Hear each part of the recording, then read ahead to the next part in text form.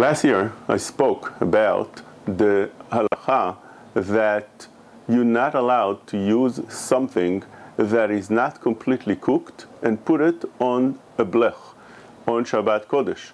And if you do so, it could be that you violate cooking mideoraita.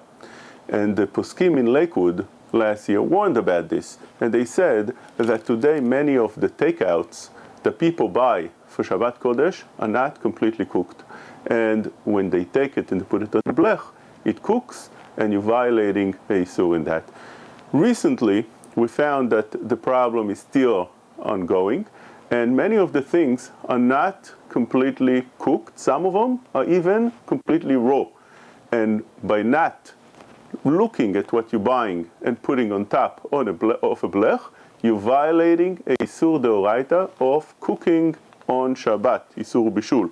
Rav Ezra Safrani, Mara De'atra of Keilat Etz Chaim in Lakewood, warned about this recently, very strong, and he said that one is not allowed to do so. When you buy such a thing, you must cook it before Shabbat in order to make sure that it's completely cooked when you put it on the blech on Shabbat Kodesh. And this will be in many different variety of things. It used to be that the Maza that people eat will be only the Lachem, Baajin, Kibe, and so on, which also had that problem that some of those doughs are not completely cooked.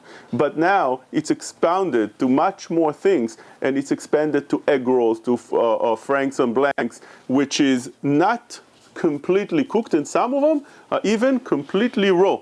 And if you take a look, for instance, over here is one of those egg rolls, and that egg roll, although it looks on the outside like it is cooked, but when you open it inside, you can clearly see that that dough over here is not cooked at all. Here we go. Not cooked at all. Completely raw. Here's another one. It looks on the outside fine. When you open it inside, this dough here is completely raw. And the way you'll find out if it's cooked or raw is if you bend it. You bend it. If it cracks or it splits, it means that it's cooked. But if it doesn't do that. It doesn't split. It doesn't crack. You see that over here?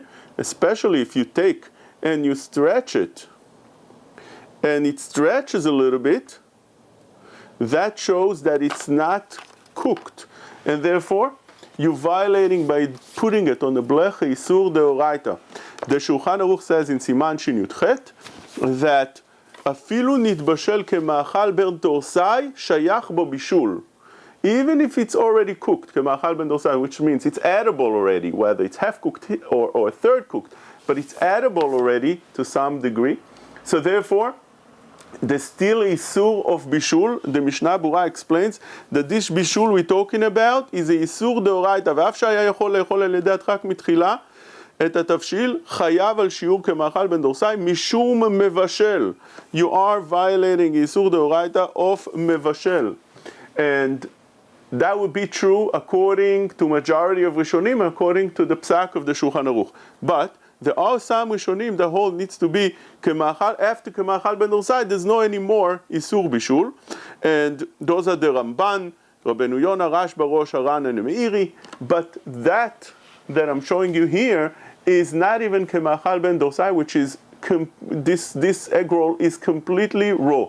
And therefore, when you buy such an egg roll before Shabbat, or you buy franks and blanks, or you buy something else that is not completely cooked, split it open the way this was done over here. Take a look inside.